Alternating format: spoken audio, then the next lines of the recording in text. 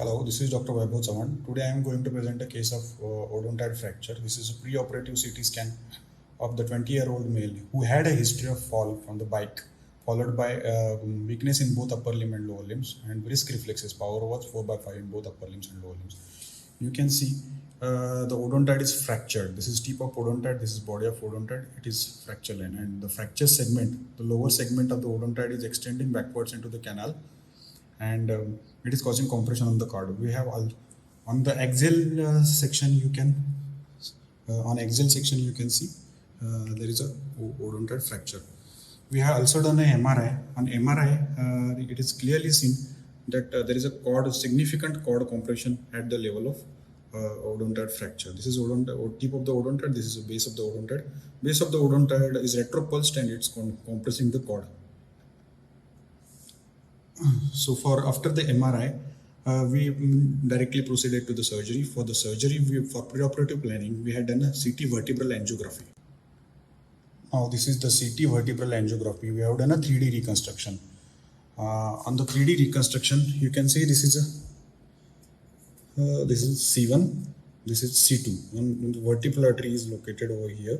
You can see vertebral artery is in normal position. It's going upward like this.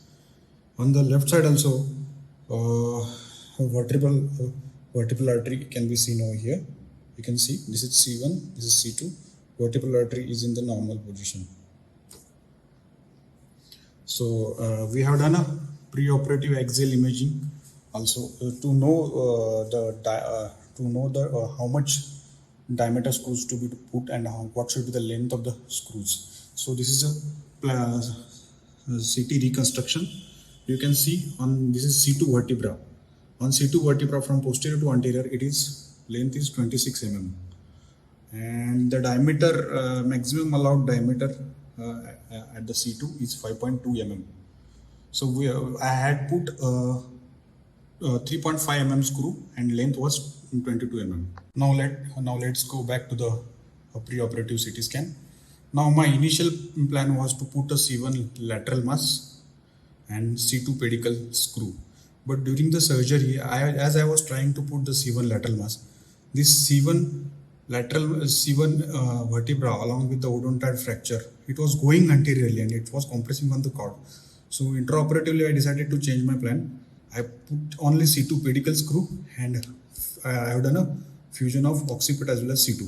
Now here you can note the posterior arch of the C1 and posterior arch of the C2. They are far apart. This is a post-operative CT scan with 3D reconstruction we have done. Now you can see this is the C2 pedicle screw. It is going into the vertebra only, and these are the occipital. This is the occipital plate which is fusing the occiput as well as C2. Now here you can see this is the odontoid fracture. In the preoperative CT scan, as you had seen, the odontoid, this fragment was retropulsed posteriorly and it is compressing on the cord. But after the surgery, this odontoid fracture is getting aligned, so this will heal eventually. As well as the posteriorly distance between the C2 posterior arch and C1 posterior arch is reduced. We have reduced that, and we have deleted the posterior arches of both C1 and C2, and we have kept a bone graft here. So eventually, what will happen is odontoid will fuse after 1 year, and as well as C1 and C2 lateral mass posterior arches will be also getting fused. And after the 1 year, if patient wants to remove the implant, we can remove the implant safely, because occipital fusion might cause slight difficulty in flexion. This is the axial CT scan. You can see C2 pedicle screw is going into the body of the C2. And medially it is not buried at the spinal canal. Laterally it is not touching the vertebral artery. So it is a very safe placement of the C2 screw. As well as occipital screws are also in place. Occipital screws I can show you over here. You can see these are the occipital screws.